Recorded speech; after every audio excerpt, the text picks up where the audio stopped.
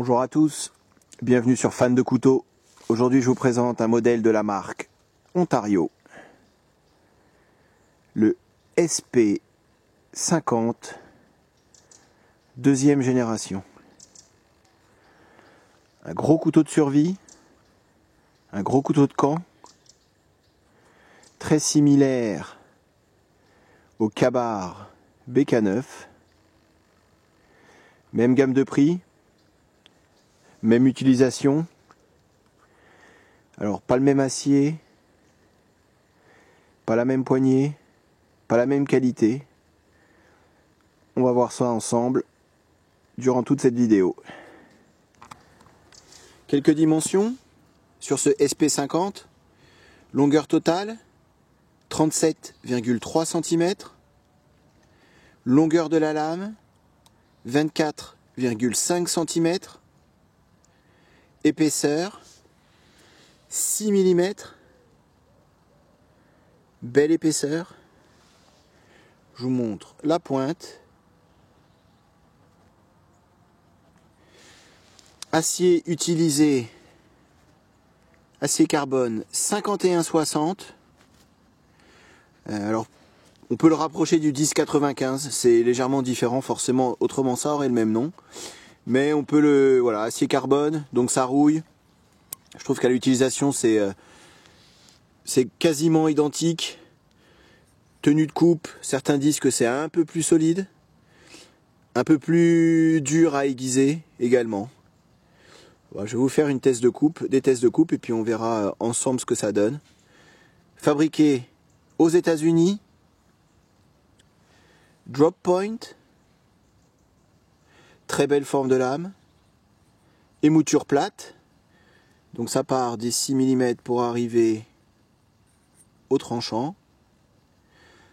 Un bon belly, une belle courbure de lame. Poignée en Creighton. Donc c'est la même poignée que sur le SP8. J'ai déjà fait une revue sur le SP8, la Survival Machete. Donc c'est exactement la même poignée. Full tang. Donc l'acier de la lame qui va jusqu'au bout de la poignée. Par contre, on voit pas, hein, c'est pas une construction plate semelle. La lame est noyée dans la poignée. Donc encore le même reproche que je vais faire que sur le SP8. C'est pas très ergonomique. Je trouve que là c'est un peu trop à angle droit. Alors c'est moins lourd que le SP8. Du coup ça va être moins gênant lors des coupes à la volée. Le poids sur ce couteau c'est 480 grammes. À titre de comparaison, le BK9 c'est 475 grammes, donc quasiment identique. J'aime mieux la forme de la poignée du BK9. Par contre, le reproche que je faisais au BK9, ça glisse énormément. Là, le Creighton, on a quand même un très bon grip, mouillé, sec, ça accroche bien. Vous avez des rainures pour un peu plus de grip également. Pas de jimping sur la lame. Revêtement noir. Alors, le reproche que j'ai fait à tous mes Ontario, et celui-là il déroge pas à la règle, c'est vraiment une râpe quand on le reçoit. Ça coupe rien du tout. Vous avez un angle qui est très obtus. J'exagère à peine quand je vous montre ça. Ça coupe rien, ça coupe pas du papier. Première sortie en forêt catastrophique. Donc moi j'ai reprofilé la lame sur de la pierre à eau japonaise pour arriver à un angle un peu plus aigu. Alors je sais pas si on va voir hein, de toute façon que j'ai travaillé sur le fil.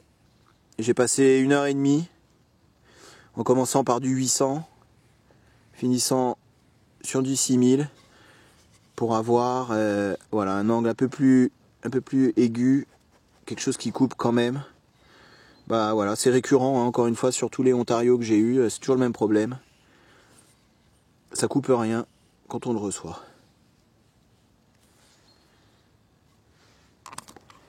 L'étui dans lequel il est livré, donc il ressemble beaucoup à l'étui du BK9, Ka-Bar, Becker BK9. Vous avez à l'arrière pour les attaches molles. Donc vous défaites la pression, on les enlève puis on peut l'attacher facilement sur un sac à dos. passe en ceinture. Alors sur le BK9 vous avez il peut s'enlever, là vous êtes obligé d'enlever votre ceinture si vous voulez le passer. Sur le BK9 il y a un bouton pression et un scratch, petite différence. Sur le BK9 de mémoire, hein, parce que j'en ai tellement qu'il n'y a qu'un bouton pression. Donc là les deux ça offre une très bonne rétention du jeu. Comme je vais dire sur tous les couteaux de cette taille là. Donc pochette sur l'avant pour ranger un multitool, une pierre à aiguiser, un pliant, ce que vous voulez, un fire steel. Ça c'est toujours pratique. Ensuite, donc, il y a du jeu. Vous avez le fourreau, qui est plastifié à l'intérieur. Donc si vous mettez pas les boutons, forcément aucune rétention. Voilà. Il faut faire attention encore une fois avec ce genre d'attache, c'est que quand vous sortez la lame, ça a tendance à frotter contre l'attache là, et ça peut au bout d'un moment commencer un petit peu à la couper. Alors c'est sûr que quand on le reçoit, vous pouvez le sortir autant de fois que vous voulez, ça coupera rien du tout, donc vous n'avez aucune chance de couper l'attache. Par contre, si vous voulez aiguiser comme moi je l'ai fait, faut faire attention.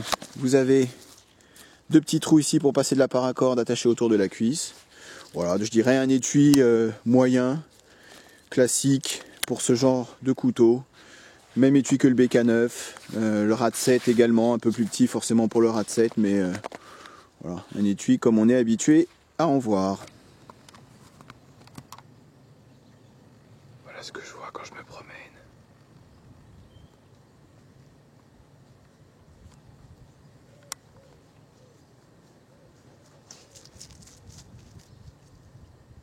Super.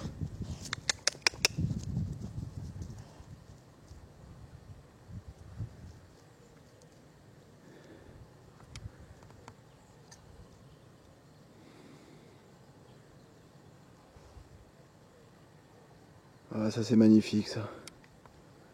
C'est rare de voir ça. Ah, il y en a une qui a senti quelque chose. Là, elle est sur la piste du petit chevreuil qu'on vient de voir. Cherche, Kali! Cherche! Non. Donc, la première utilisation qu'on va avoir avec ce couteau, c'est un couteau de camp, couteau de survie. C'est fait pour élaguer, pour voilà, toutes ces petites branches. Ça va très très bien. Donc ça c'était un arbre qui était tombé.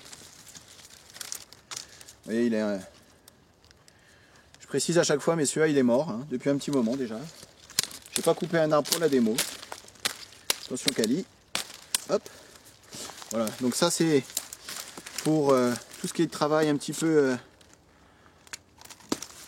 un peu plus difficile un peu plus costaud que ce que vous ferez avec une lame plus petite. Donc une lame de 5 inches comme le SI5 par exemple ou le Afghan Bush. Avec ça vous avez un peu plus de poids. Voilà, pour tout ce genre de coupe.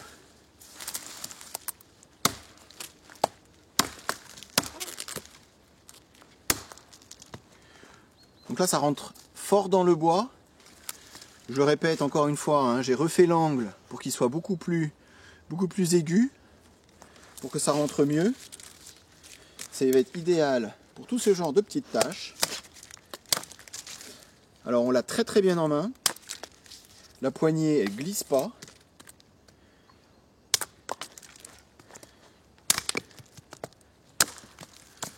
Il y a quand même un sacré poids, une sacrée épaisseur de lame. Ça fait une belle pièce d'acier, donc on n'a pas peur de taper dessus. C'est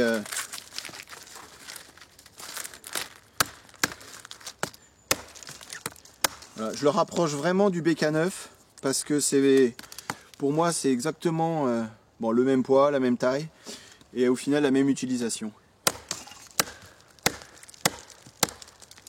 Vous voyez, ça va super bien. Alors leurs vêtements, hein, à chaque fois je montre quand même pour la finition. Donc celui-ci est beaucoup plus fin que sur certains Ontario. Donc ça va moins agripper la matière.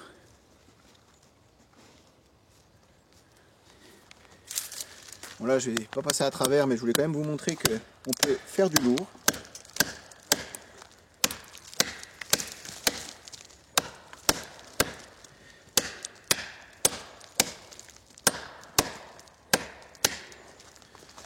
Alors, même problème que sur le SP8.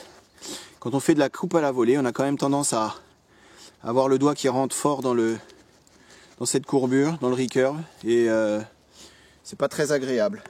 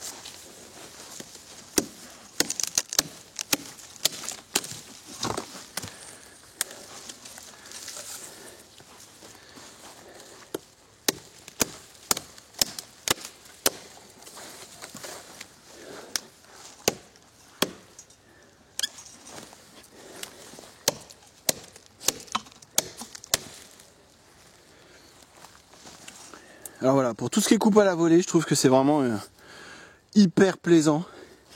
On a un bon poids. Le poids est quand même bien sur l'avant. Donc on a un couteau qui tombe bien. Par contre, bon, je vais arrêter de le répéter après, c'est promis, mais encore une fois, c'est dommage parce qu'on a vraiment un excellent grip. Mieux que sur le BK9. La poignée pour mes tailles de main moyennes, franchement, je l'ai super bien en main. Par contre, voilà, à force de taper, ça a tendance à s'écraser.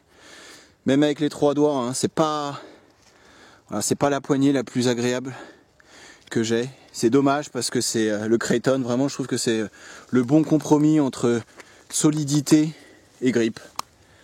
Alors, un test de bâtonnage, forcément, ça va être un très bon bâtonneur. Alors, il existe aussi le SP51. J'ai longtemps hésité avec le SP50 et le 51. Le 51, c'est une émouture qui est différente de celle-ci. Donc celle-ci, bien sûr, émouture plate. Le 51, c'est une émouture, on va dire, flat partielle. C'est-à-dire que ça va progressivement jusqu'ici. Et sur le moitié de la lame, vous avez beaucoup plus d'épaisseur que là. Donc ça va, je pense, mieux marcher pour le bâtonnage. Ça risque de fendre la bûche beaucoup plus tôt qu'avec celui-ci. Maintenant, moi j'aime bien les émoutures plates, ça tranche très très bien. Voilà, j'ai longtemps hésité, comme je vous dis, j'hésite toujours, on va dire. Mais là, je pense que ça va. Ça fonctionne très bien, vu l'épaisseur de la lame.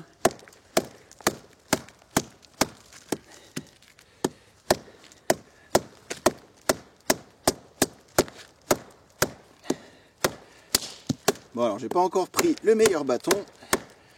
Je vais prendre celui-là. Ça va être voilà, un peu plus du costaud.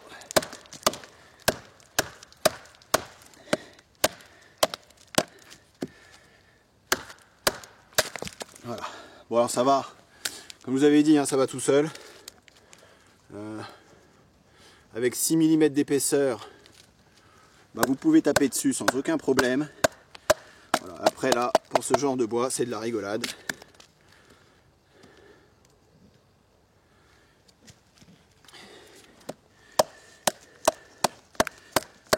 Voilà, ça. Même les nœuds, sans aucun problème. Excellent couteau de camp.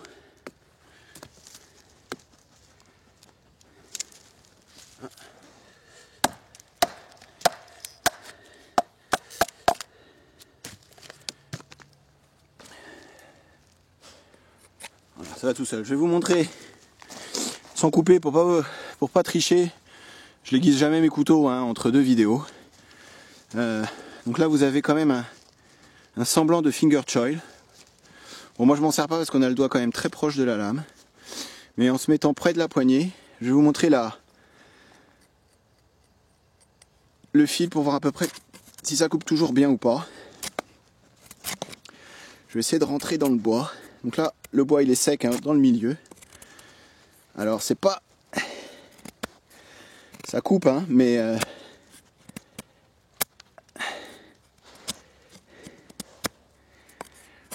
C'est quand même pas une lame légère pour faire ce genre de petit boulot. Même si on y arrive quand même.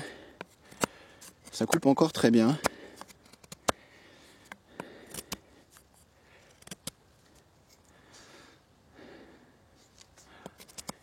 Après, c'est pas un couteau qui est fait pour le détail. Ce qu'il préfère, lui, c'est voilà, ce genre de boulot. On a très bonne courbure. Voilà, ça mord bien dans le bois.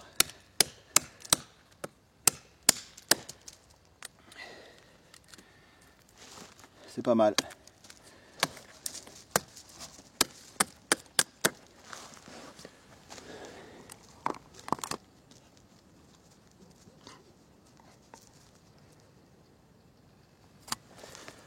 Alors après le bâtonnage, je voulais vous montrer quand même la coupe transversale.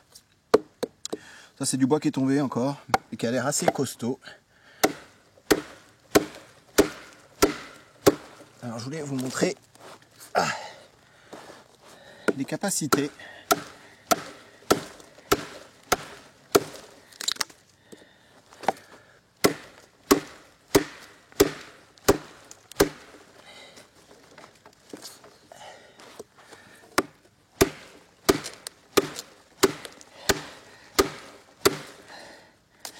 J'y vais quand même pas de main morte là. Hein.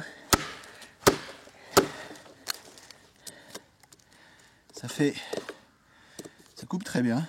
Je vais continuer jusqu'au bout.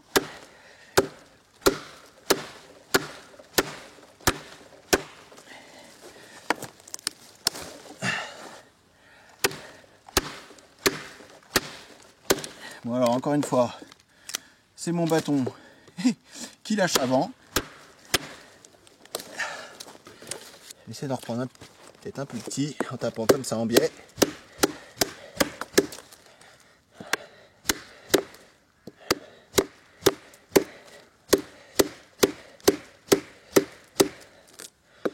Ça, quand on arrive vers le milieu, le bois est plus sec et c'est plus dur. Alors je mets un peu dans tous les sens.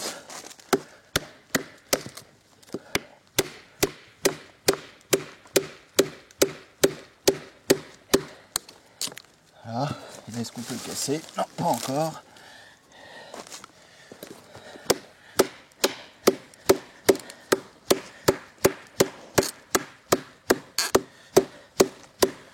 Bon, je vais essayer de trouver un bâton un peu plus gros. Je vous reprends tout de suite. Alors je reprends exactement au même endroit où je vous avais laissé. Je sais pas si celui-là est beaucoup mieux. Pas du tout. Alors comme j'ai pas envie de couper un arbre pour me faire un bâton, je vais finir en coupe à la volée.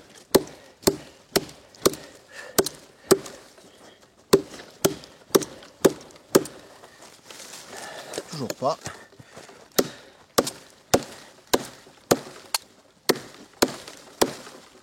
Ça rentre fort hein, dans le bois.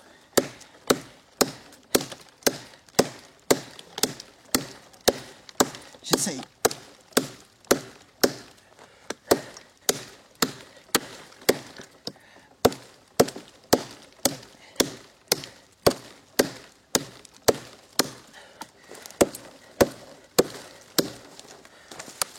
On n'en est pas loin.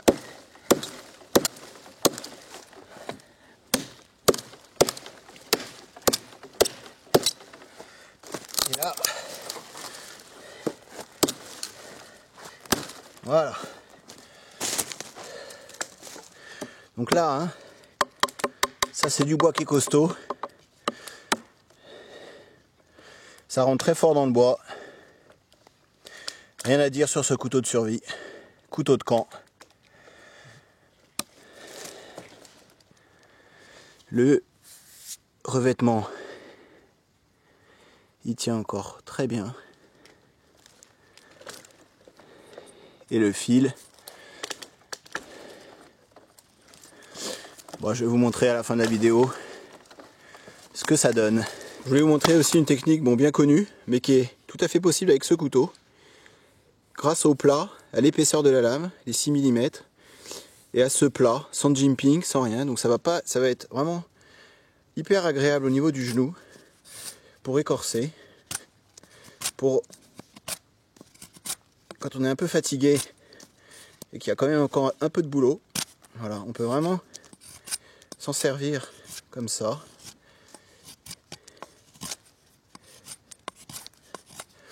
Après j'essaie de me rapprocher pour vous montrer qu'on peut quand même faire du travail aussi de finesse. Voilà, en se rapprochant, hop, j'essaie d'être à la bonne hauteur.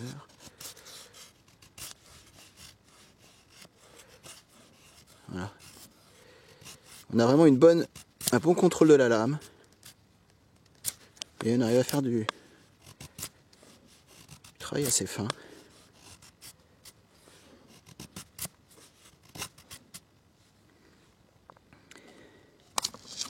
Avant de conclure, je voulais quand même essayer de vous faire un peu de shaving pour vous montrer que c'est quand même possible avec un gros couteau. Donc là, c'est du bois qui est quand même bien sec. Donc je vais pas parler de feather stick, je vais parler vraiment de shaving.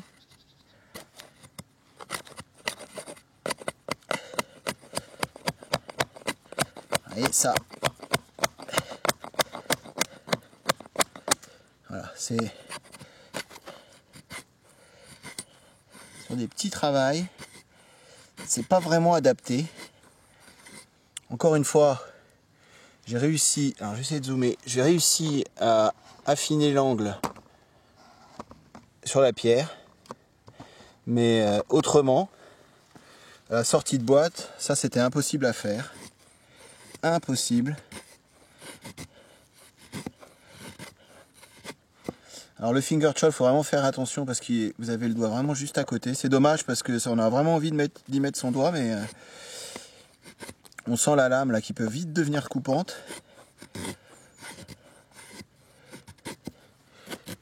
J'essaie de me mettre sur le côté pour bien vous montrer. Alors ça coupe encore fort, hein, après tout ce que j'ai fait comme coupe, et ça arrive encore à... Mais c'est fatigant. Hein. Je pense que une plus petite lame sera bien mieux adaptée pour faire ça. Beaucoup moins fatigante. Alors après, si vous avez que cet outil-là, pourquoi pas. Vous voyez, ça, on y arrive quand même, hein, mais ça demande pas mal d'efforts.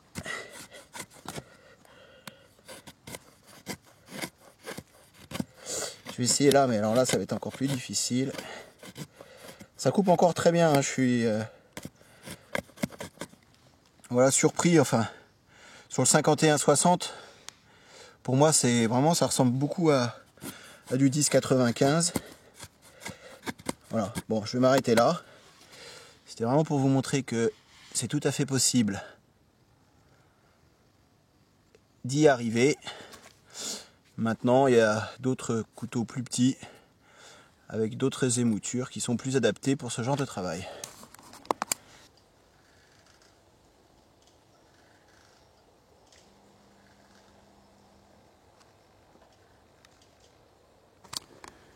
Pour conclure, sur ce gros couteau de camp, couteau de survie, il est livré avec un étui correct, sans plus, correct. Vous avez un gros couteau. Alors, les points positifs, une très bonne épaisseur de lame, un très bon acier, 51-60, une très bonne poignée au niveau ergonomie, au niveau du grip, ça ne glisse pas. Full flat ground, émouture plate, ça va trancher à merveille. Drop point, très bonne courbure de lame à ce niveau-là. Ça va vous permettre de faire un peu de préparation de nourriture également. Par contre, toujours ce petit problème à l'arrière du manche qui gêne un peu et qui peut faire quelques points douloureux lors des coupes à la volée. Le fait qu'il ne soit pas plat de semelle, c'est collé à l'intérieur de la poignée, donc ça peut éventuellement avoir du jeu. Alors je ne sais pas au bout de combien de temps, pour l'instant c'est pas le cas, mais c'est toujours un doute. Et encore une fois, à la réception, ça coupe absolument pas, donc prévoyez 1 à 2 heures de travail sur de la pierre. Je pense que le Sharpmaker de Spyderco c'est pas suffisant, il faut vraiment refaire tout le travail de l'angle sur le fil. Maintenant, il coûte 105 €. Le BK9 c'est 110 €. Alors entre les deux, je choisis les yeux fermés le BK9 de Ka-Bar. Par contre, si en plus du BK9 vous recherchez une lame similaire, à ce moment-là, optez pour le Ontario SP50. Ça reste un très bon couteau, mais je pense, à mon avis, encore une fois, ce n'est que mon avis, un cran en dessous du BK9. J'espère que la revue vous a plu. À bientôt sur ma chaîne. Salut!